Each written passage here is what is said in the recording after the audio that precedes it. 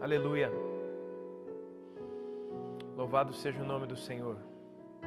Louvado seja o nome do Senhor. Pai, no nome do Senhor Jesus, oferecemos agora todos nós, ó Deus, nós aqui nesse lugar e o Teu povo, cada um na sua casa agora, nós oferecemos a Ti esse tempo de adoração, Senhor, de louvor, ó Pai, em nome de Jesus, para a honra e glória do Teu santo e glorioso nome. Nós Te adoramos, ó Deus, e declaramos, Pai, em nome de Jesus, Tu está no controle de todas as coisas. Nós não estamos, ó Deus, declaramos que não estamos amedrontados, Pai, pelo vírus ou por qualquer outra coisa, Senhor. Nós declaramos que confiamos em Ti, Senhor. Confiamos na Tua promessa, Senhor, no Teu caráter, naquilo que o Senhor determinou para cada um de nós. Em nome de Jesus. Amém. Quero compartilhar com você uma palavra que Deus entregou ao meu coração, uma direção que Deus entregou ao meu coração essa semana. E ela se encontra no livro do profeta Ageu, no capítulo de número 1. Quero pedir a você, dar um tempo de encontrar aí Ageu, capítulo 1, em nome do Senhor Jesus. Que você possa acompanhar comigo Ageu, capítulo de número 1. Amém? Louvado seja o nome do Senhor. Glórias a Deus. Louvado seja o nome do Senhor. Glórias a Deus. Tu és bom, Jesus. Tu és bom, Senhor.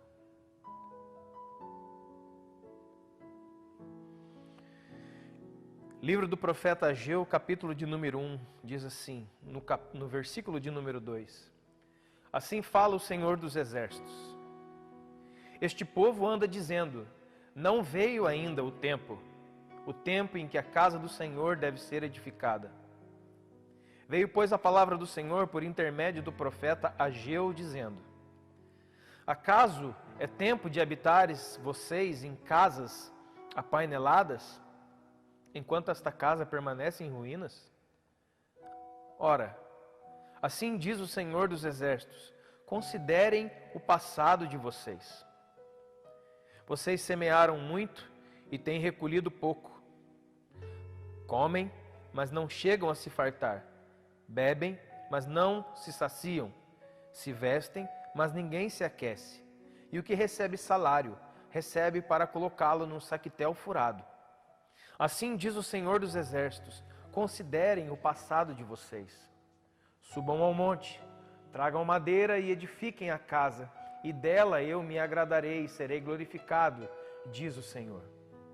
Esperaste muito, e eis que veio a ser pouco, e esse pouco, quando trouxeste para casa, com um assopro, eu dissipei. Por quê? Diz o Senhor dos Exércitos: por causa da minha casa, que permanece em ruínas, ao passo que cada um de vocês corre por causa da sua própria casa. Por isso o céu sobre vós retém o seu orvalho, e a terra os seus frutos. Fiz vir a seca sobre a terra e sobre os montes, sobre o cereal, sobre o vinho, sobre o azeite e sobre tudo que a terra produz, como também sobre os homens, sobre os animais e sobre todo o trabalho das suas mãos. Então Zorobabel, filho de Salatiel, Josué, filho de Josadaque, o sumo sacerdote, e todo o resto do povo atenderam à voz do Senhor seu Deus e às palavras do profeta Ageu, as quais o Senhor seu Deus tinha mandado dizer, e o povo temeu diante do Senhor. Então Ageu, o enviado do Senhor, falou ao povo segundo a mensagem do Senhor, dizendo: eu sou convosco, diz o Senhor. O Senhor despertou o espírito de Zorobabel, filho de Salatiel, governador de Judá, o espírito de Josué, filho de Josadaque, o sumo sacerdote, e o espírito do resto do povo. Eles vieram e se puseram ao trabalho na casa do Senhor dos Exércitos, seu Deus, ao 24º dia do 6º mês. Pai, no nome do Senhor Jesus, abrimos os nossos corações, ó Deus, para esse tempo. Mede-nos, ó Deus, com a Tua palavra, pesa-nos, ó Deus, com a Tua palavra. O Senhor é Deus de justiça, o Senhor é Deus de paz, o Senhor é Deus de equidade. Obrigado, Senhor, porque a Tua justiça, Deus, permanece para sempre. Nós louvamos, ó Deus, e adoramos o Teu nome em espírito e em verdade neste lugar, para a honra e glória do Teu nome. Graças a Deus.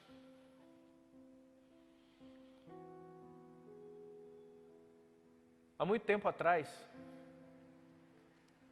houve um tempo muito parecido com esse. Sabe, irmãos, o livro de Eclesiastes diz assim: não há nada novo debaixo do céu. Todas as coisas sempre acontecem como já aconteceram um dia. Nós estamos num momento que nesses 42 anos de vida que eu tenho, eu nunca vi acontecer nem sequer algo parecido. Uma paralisação mundial, de níveis mundiais. Todo mundo em casa, a maioria das pessoas reclusas, uma série de confusões acontecendo, mas um monte de coisa boa e maravilhosa também acontecendo. Só que isso, com certeza, e como sempre, não vai passar no jornal nacional às 8 da noite. Por exemplo, só nesses 2 meses aproximados de paralisação, já foram contadas mais de 2 milhões de crianças que foram salvas do aborto. Eu quero crer que foi muito mais, mas são números oficiais. Mais de 2 milhões de pessoas foram salvas do aborto, porque as clínicas abortistas não estão abertas para receber ninguém. Os níveis de poluição na terra, no ar e no mar baixaram como nunca antes na história. Lugares que não se poderia ver mais a olho nu, a não ser que estivéssemos muito perto, como alguns picos e alguns montes no mundo inteiro, eles podem ser vistos, porque o nível da população na rua poluindo diminuiu muito. Os índices de roubo diminuíram, de assassinato diminuíram. É como se a terra estivesse descansando. Uma das ordens de Deus para o seu povo, o povo de Israel, era que o povo guardasse o dia do sábado. O 4º mandamento já dizia: guarda o dia do sábado para o santificar. O sábado era um dia para os judeus, um dia especial. Começava a partir da sexta-feira, 6 horas da tarde, e se estendia até às 6 horas da tarde do sábado, na viração do dia para outra viração do dia. Esse dia, o povo judeu, não somente o povo, mas os servos deles, enfim, Israel inteira parava. Mas não parava para ficar dormindo até meio-dia, acordar, fazer uma festa, do outro tipo, não. O povo se dedicava a adorar, engrandecer o nome do Senhor, reconhecer o nome do Senhor.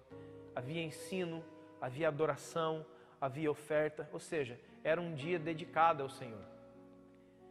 Da mesma maneira que o dia estava sendo dedicado ao Senhor, a terra descansava do trabalho de 6 dias da mão humana. Assim como Deus determinou, 6 dias trabalhou, o 7º descansou. E assim deveria ser o povo de Israel. E não somente isso, a cada 7 anos haveria um ano inteiro de descanso para a terra e para as pessoas. E a cada quinquênio, ou seja, de 50 em 50 anos, havia o chamado ano do jubileu. As dívidas eram perdoadas, os escravos eram libertos, a terra descansava. E Deus se alegrava, porque ele era obedecido, e não somente porque ele era obedecido, mas porque um monte de outras coisas importantes aconteciam. E o que o povo fez de Israel? Preste bem atenção, irmão. Enquanto eu cito o povo de Israel, você tem que entender que hoje nós somos como o Israel de Deus. Como o Israel de Deus. A igreja é como o Israel de Deus. E as histórias humanas são simplesmente as mesmas, como eu falei aqui em Eclesiastes. E aí o que acontecia? O que começou a acontecer? O povo começou a crescer, o povo começou a prosperar. E aí chegava ali sexta-feira, 6 horas da tarde, o povo não descansava do seu trabalho. Era mais e mais turnos de trabalho. E no sábado, vamos trabalhar até meio-dia, vamos fazer não sei o quê, dá para trabalhar também, não sei o quê. Ou seja, eles começaram a, eles começaram a comer o sábado do Senhor. Eles começaram a produzir segundo a força do braço deles nesse dia. E também de 7 em 7 anos. Já não havia mais um ano inteiro de descanso para a terra, para as colheitas, um ano de adoração, um ano sabático. Não existia. E o jubileu também não. Ou seja, a vontade de Deus, que era proteger o povo e demonstrar sempre que Deus é a força do povo, que o Senhor é a nossa força, que o Senhor é a nossa provisão, a nossa segurança, estava sendo esquecido pelo trabalho deles, por aquilo que eles podiam produzir. Então, Deus envia um homem chamado Nabucodonosor, lá nos tempos de Jeremias, o profeta, para levar por 70 anos o povo cativo à Babilônia. A Babilônia é uma das coisas mais incríveis de se falar na Bíblia. Para você ter uma ideia, ela está de Gênesis a Apocalipse. A Babilônia está no começo das coisas e está no fim das coisas. A Babilônia começou como uma torre que se tornava uma cidade, a Torre de Babel, a cidade de Babel. Deu origem à Babilônia.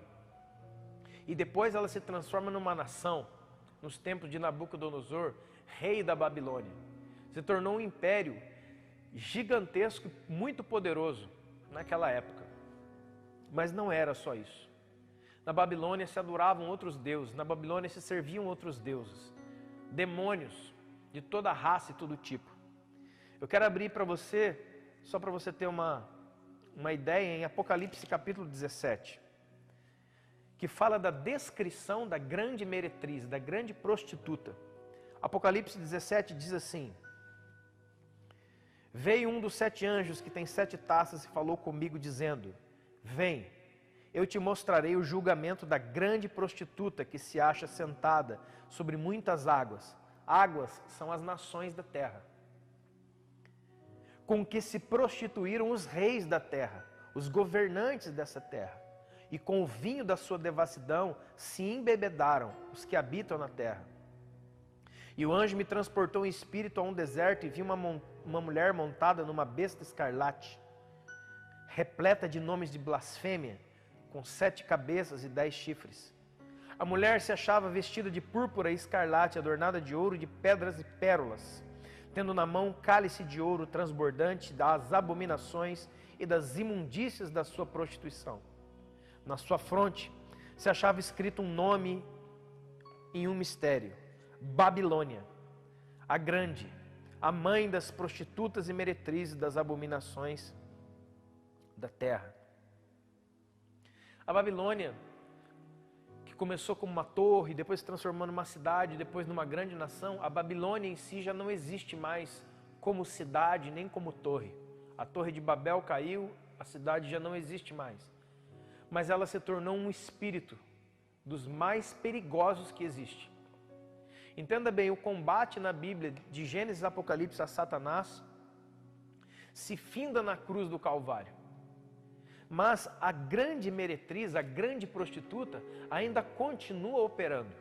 Por isso que algumas vezes, nas cartas do Novo Testamento, principalmente em Hebreus, você vai ver que convém que Jesus reine até que todos os seus inimigos sejam postos por estrado dos seus pés.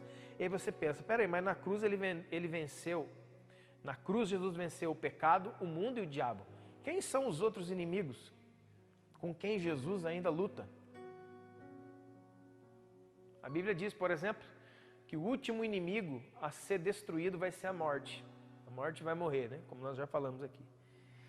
E o espírito da Babilônia. O espírito da Babilônia é o quê, irmão? A Babilônia é a mãe de toda a religião. A Babilônia é a mãe, né, de todas as prostituições. Ela é uma mulher. Veja como ela sempre aparece como uma mulher. Uma mulher prostituta, uma mulher prostituída. Qual é o sinal? Você sabe que a igreja é a esposa do Cordeiro. Você sabe que a igreja é a noiva de Cristo. Então, quem é a Babilônia? É a falsa noiva. É a falsa esposa. Não é aquela que se aparece com todo tipo de feitiçaria, mas é aquela que se parece a você como o reino de Deus.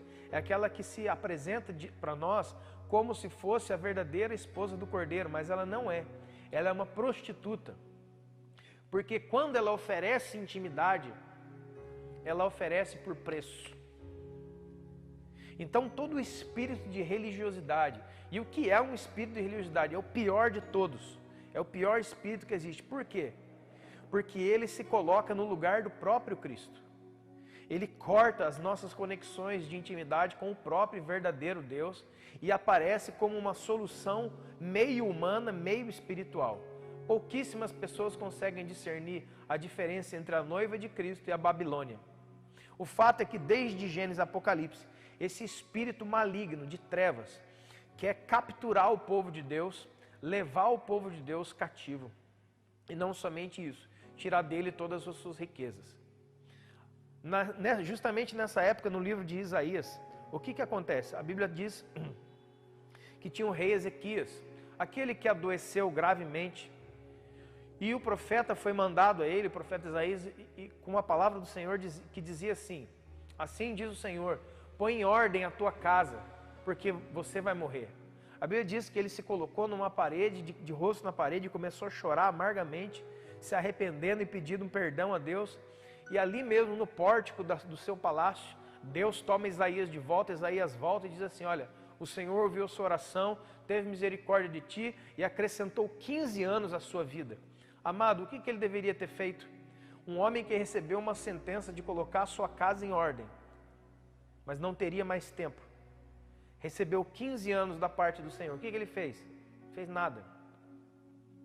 Uma das coisas que ele fez, preste bem atenção agora, irmãos, uma das coisas que ele fez, é uma das coisas que nós temos feito muito. Quando ele recebeu essa bênção fantástica de Deus, quando ele recebeu vida de Deus, quando ele recebeu tempo de Deus, quando ele recebeu essa estrondosa bênção de Deus da vida, ele ficou tão alegre, que ele começou a testemunhar isso para todo mundo a toda hora. Então vieram emissários da Babilônia. Mas eles não vieram para destruir, preste bem atenção, eles não vieram para atacar, eles vieram para ouvir o testemunho do homem de Deus. Eles vieram para ver o que o Deus de Israel tinha feito. E aí o rei, sabe o que o rei fez? A Bíblia diz que o rei abriu a sua casa, abriu os seus palácios e abriu a casa de Deus. E os babilônicos entraram na sua casa, no palácio e na casa de Deus. E eles observaram os utensílios da casa do Senhor, os tesouros da casa do Senhor e as armas de guerra que lá haviam. Sabe o que aconteceu? A Bíblia diz que esses emissários voltam à Babilônia e a Babilônia ataca Jerusalém. Jerusalém para nós, amados, é uma figura profética. Jerusalém para nós é uma figura profética da igreja, do lugar onde Deus escolhe para colocar o seu templo. Eles voltam e saqueiam toda a casa de Deus. Eles atacam Jerusalém. Sabe por que eles atacam Jerusalém? Porque foi dado a conhecer para ele os caminhos. Foi mostrado a sala das armas. Foi mostrado a sala dos tesouros. Foi mostrado a sala dos utensílios do templo. Quando eles vieram contra Jerusalém, eles sabiam exatamente onde ir e como atacar. Deixa eu te dizer algo em nome do Senhor Jesus. Deus tem nos abençoado muito nesses dias, tem abençoado você, a sua casa, e louvado seja Deus por isso. E muitas vezes o Senhor tem abençoado a sua vida. Porém, não deixe os babilônicos entrarem pela sua vida. Não abra a porta da sua vida, nem por pretexto de bom testemunho, de glorificar a Deus diante de estranhos. Muitas pessoas, você pensa que tem ido ver as bênçãos que Deus tem feito na sua vida. Não, eles têm ido invejar e preparar ataque. Espíritos podem entrar junto com essas pessoas. E foi assim. O primeiro lugar que eles foram foi na casa das armas. Israel não tinha mais armas. O exército não tinha mais armas para se defender nem para atacar. Não havia mais tesouros. E quando entraram na sala, quando entraram no templo de Deus, roubaram o castiçal de 7 lâmpadas, a menorá. Ou seja, uma figura profética de tirou a luz e o conhecimento e a sabedoria deles. Eles levaram também a mesa do pão da preposição, que é um símbolo do sustento de Deus. O pão é um símbolo do sustento. Tiraram o altar de incenso. O altar de incenso fala das nossas orações, como dizem Apocalipse. Olha os lugares onde eles atacaram. Depois tiraram a pia de bronze, onde os sacerdotes lavavam a mão e olhavam, ou seja, o lugar de arrependimento. Os inimigos tiraram dele o lugar de arrependimento, o lugar de oração, o lugar da provisão e o lugar das armas. Existe uma guerra desde sempre pelo templo. Deus sempre trabalha com o templo. Um lugar que Deus escolhe para firmar ali o seu compromisso. Isso se manifesta na época do tabernáculo no deserto, depois no templo, e hoje somos nós somos o templo. A Bíblia diz em 1 Coríntios capítulo 6, que você e eu somos nós, o nosso corpo é templo do Espírito Santo. Mas a 1 Coríntios capítulo 3 diz que a igreja é o templo do Espírito Santo. A comunhão, vós sois, está no plural, vocês todos reunidos são o templo de Deus. Então, da mesma maneira que espiritualmente o Espírito Santo habita em nós, ele habita na igreja de Deus. Veja só, porque a igreja, entre os nomes poderosos e fantásticos que ela tem, um dos nomes da igreja mais emblemáticos e fortes é corpo de Cristo. A igreja é o corpo de Jesus. E assim como no dia do batismo o Espírito Santo desceu sobre Jesus em forma de pomba, desceu sobre o corpo de Jesus, em Atos capítulo 2, o Espírito Santo desce como fogo sobre o corpo de Cristo, que agora é a sua igreja. Você pode entender isso? Então o que acontece? Eles vão, eles descobrem, eles entram com a falsa impressão de estar ali admirando Deus. Deixa eu dizer, cuidado com quem entra na tua casa, cuidado com quem entra na tua vida. Seja amigo de todos, ame as pessoas, amém. Mas cuidado com quem você dá acesso à sala dos tesouros. Jesus disse assim, onde estiver o seu tesouro, ali estará o seu coração. Tem muitas pessoas que têm tido o coração roubado das coisas de Deus porque ela foi invadida e ela nem percebe que foi invadida. Sabe? Então ame as pessoas, trabalhe por elas, sirva-as, mas não dê acesso ao lugar do tesouro, ao lugar das tuas armas e ao lugar da presença mais íntima de Deus, que é no recôndito do tabernáculo que somos nós. Só algumas pessoas especiais, homens verdadeiramente de Deus, mulheres verdadeiramente de Deus, podem ter acesso a esse lugar. Cuidado com quem você dá acesso na sua vida. Podem ser pessoas simplesmente invadindo você, trazendo consigo espíritos vigias para adentrar a sua vida.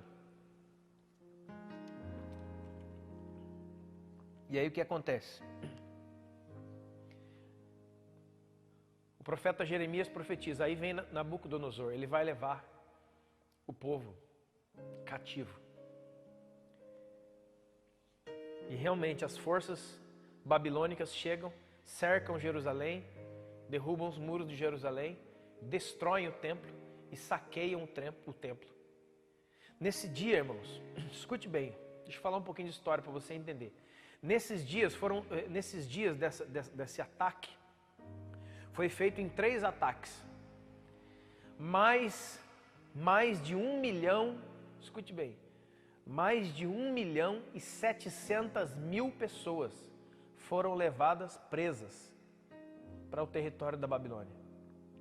Jerusalém inteira praticamente. Ficaram os homens muito velhos, as viúvas e os doentes e os coxos. Gente que não podia trabalhar, nem lutar, nem servir para nada. Eles deixaram. Você se lembra, no primeiro capítulo de Neemias,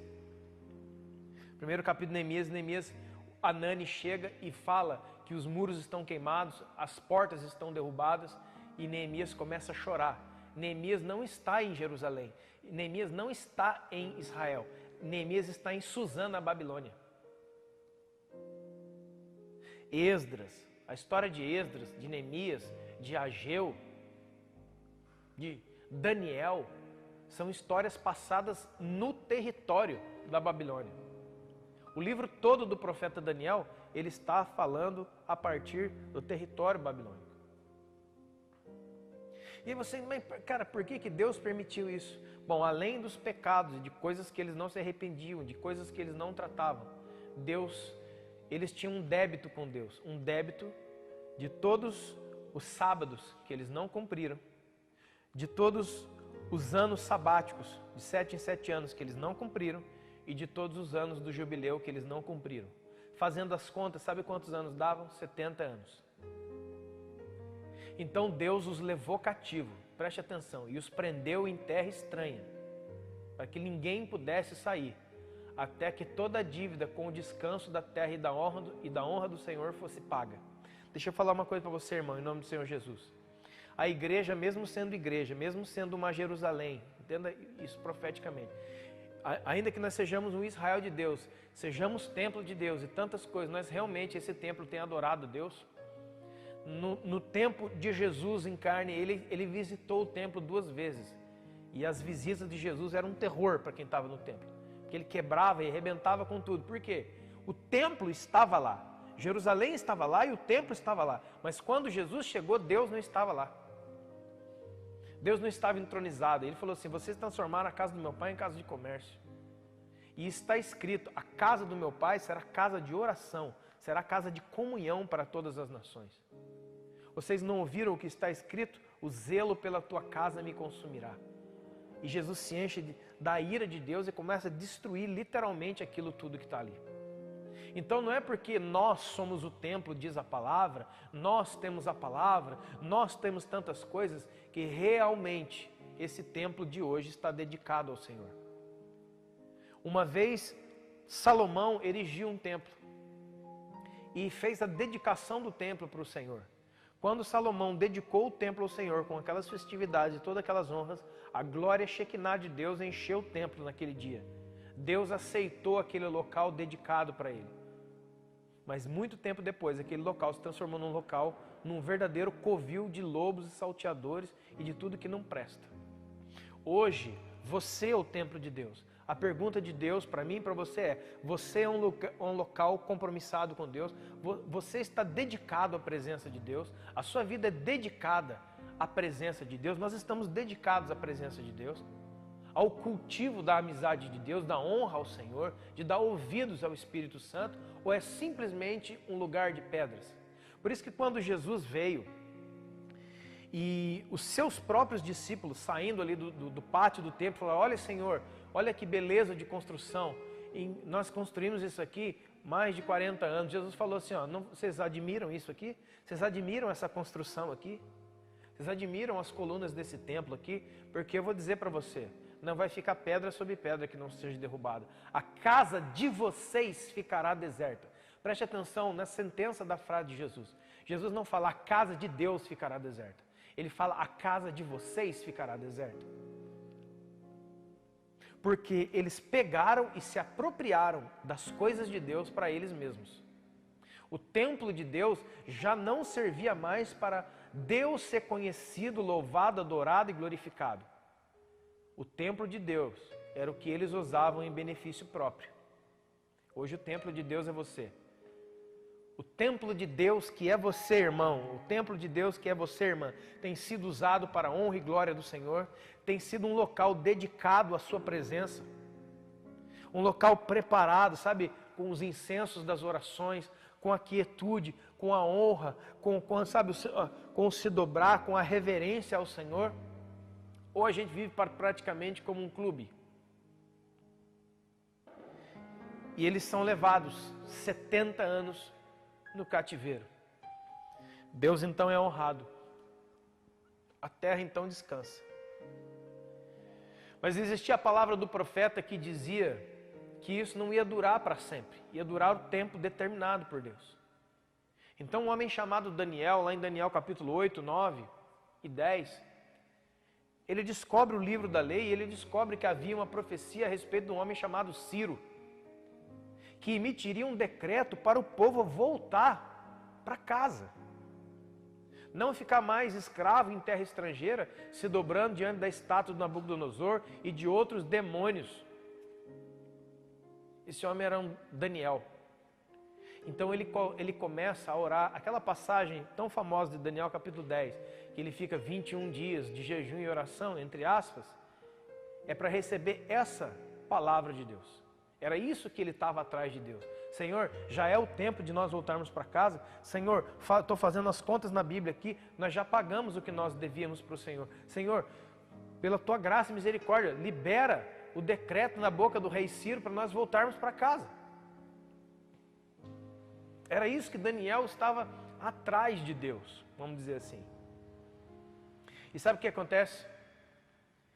Esse decreto tão esperado vem.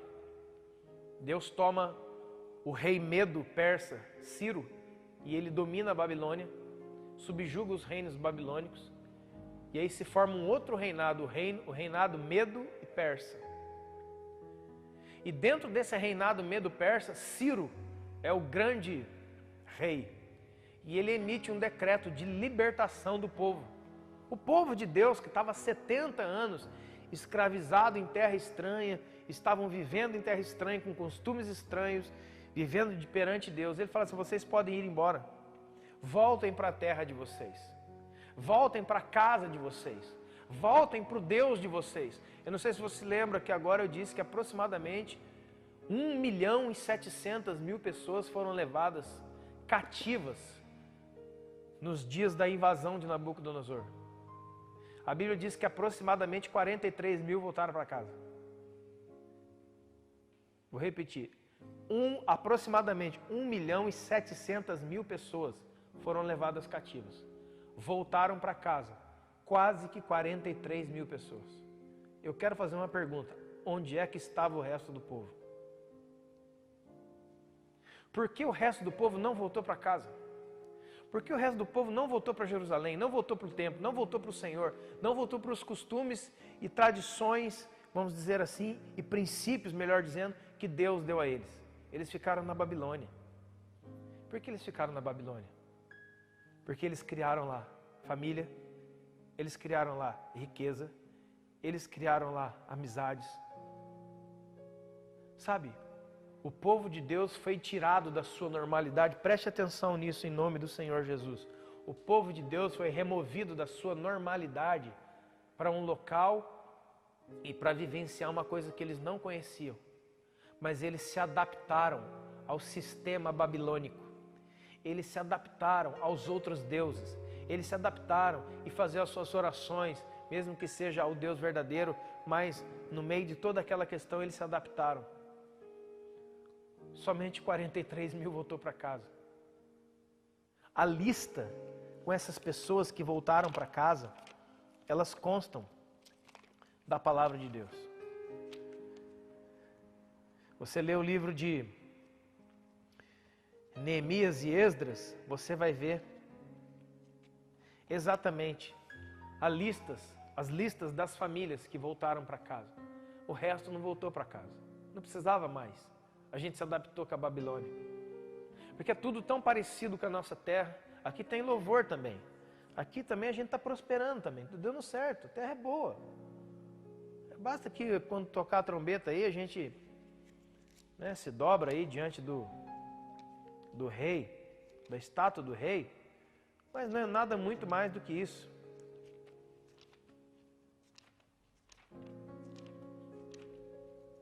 O que te parece? Quero te fazer uma pergunta.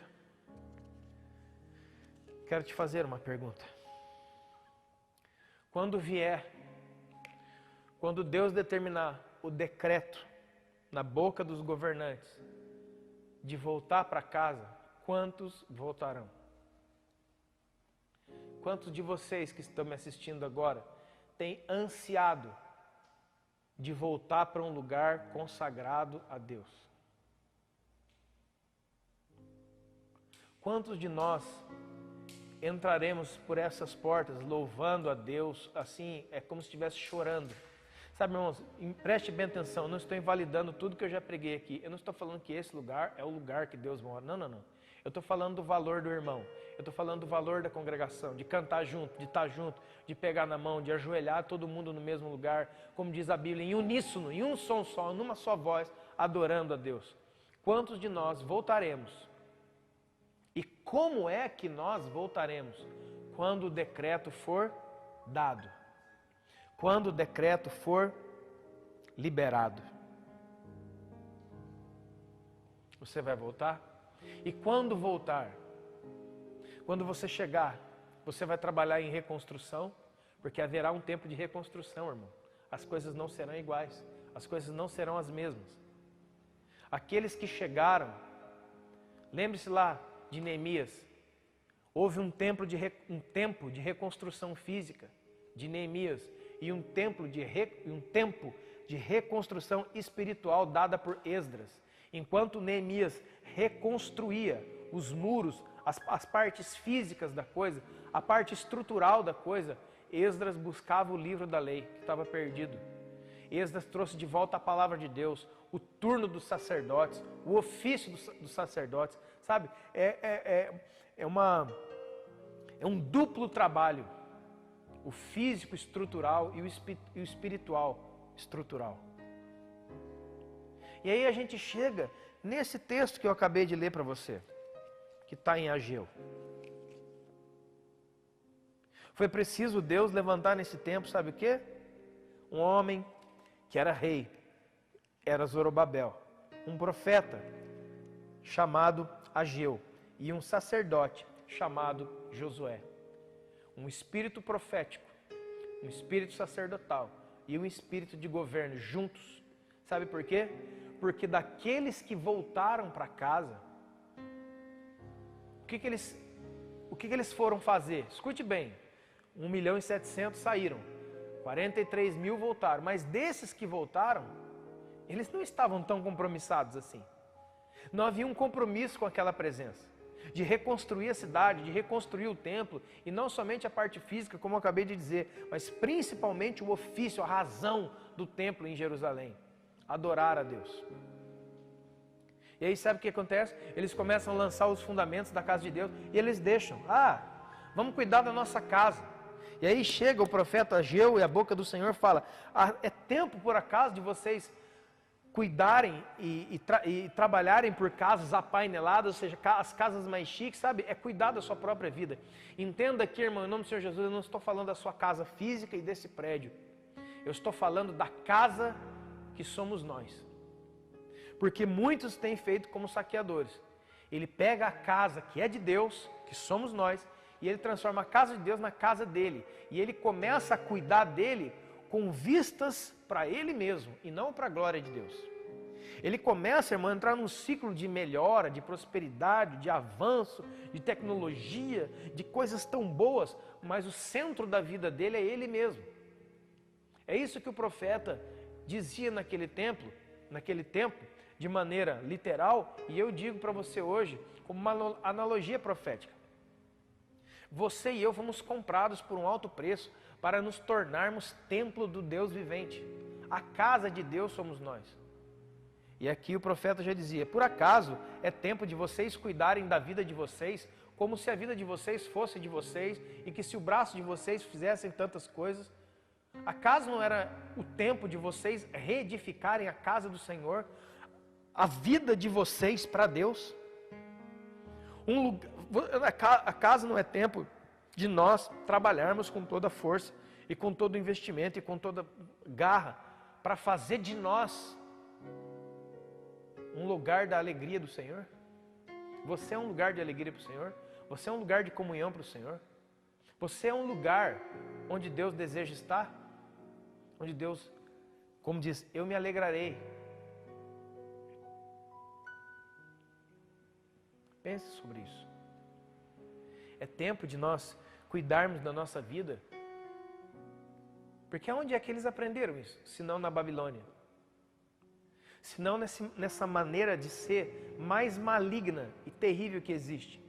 Que parece muito com a noiva de Jesus, mas não é a noiva de Jesus. Ela até se entrega a algum tipo de relação, contanto que ela tenha recompensa.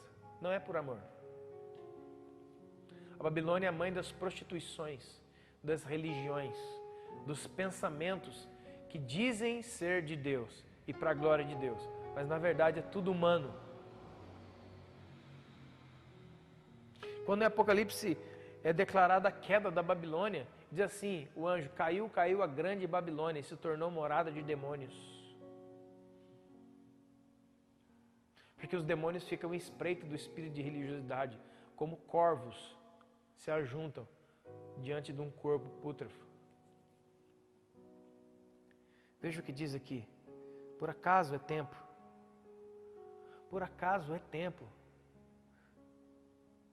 de vocês cuidarem da vida de vocês sem mim? Ele fala assim, lembra do que aconteceu quando vocês estavam fora? até o salário que vocês tinham não davam para nada. Tudo que vocês faziam não dava para nada. Mas agora é o meu tempo, diz o Senhor. É o tempo de eu ser glorificado na sua vida.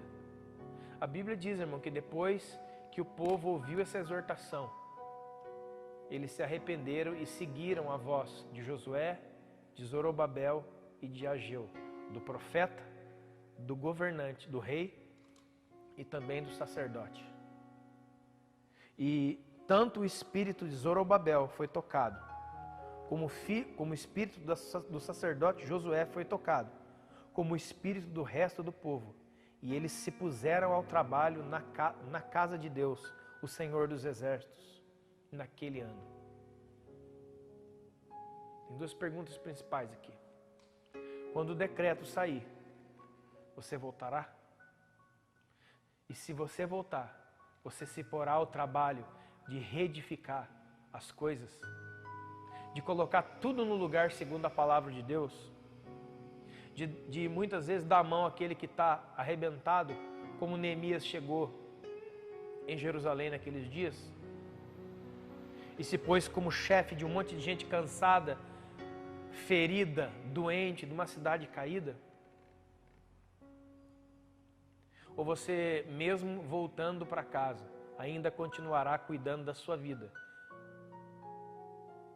e fazendo da sua vida a maior maravilha que você pode, mas ela não é um lugar de habitação do Senhor. Ela não glorifica a Deus. Ela não é um local dedicado a Deus. Ela não é um lugar dedicado à sua presença. É um templo vazio. É uma casa vazia. Na mesa não há pão. No altar não há incenso. Na menorá não há luz. E a arca da aliança de Deus desapareceu. Eu quero deixar essa palavra para você em nome do Senhor Jesus, irmãos. Porque brevemente nós haveremos de ouvir um decreto da volta dos cultos. Aqui é onde Deus determinar. Mas quando nós voltarmos, quem é que vai voltar, como vai voltar e ao que se dará aquele que voltar? 3 perguntas cruciais que você deve, em nome do Senhor Jesus, ir ao Espírito Santo e responder com toda a seriedade do seu coração. Porque o espírito da Babilônia é um espírito que cerca e leva embora todos os principais guerreiros de Jerusalém. Foi assim na época de Jeremias, foi assim na época de todos os outros homens de Deus que viveram debaixo da dominação, do cerco ou do cativeiro da Babilônia. Deus levantou um governador, um Ciro, e Deus há de levantar por esses dias mais uma vez uma voz de governo para liderar o povo de Deus fazer as coisas que ele está acostumado. Mas existe vida nessas coisas ou são simplesmente rituais? Você está com saudade dos seus rituais de domingo ou você tem saudade da presença de Deus nesse lugar? Eu quero dizer a você, ainda que nós estejamos num tempo, como que se na Babilônia você pode adorar a Deus aí onde você está. Como Daniel fazia 3 vezes por dia, orava ao Senhor, cedo, à tarde e à noite. Daniel estava na presença de Deus, mesmo em terra estrangeira. Eu sei que muita gente, como eu também, quero que esse lugar rapidamente esteja repleto de pessoas de novo, nossos irmãos cantando, adorando, a experiência da congregação. Mas eu quero deixar claro a você, em nome do Senhor Jesus, que desde já, eu já estou preparando a casa. E a casa não é esse lugar, a casa sou eu. A casa somos nós.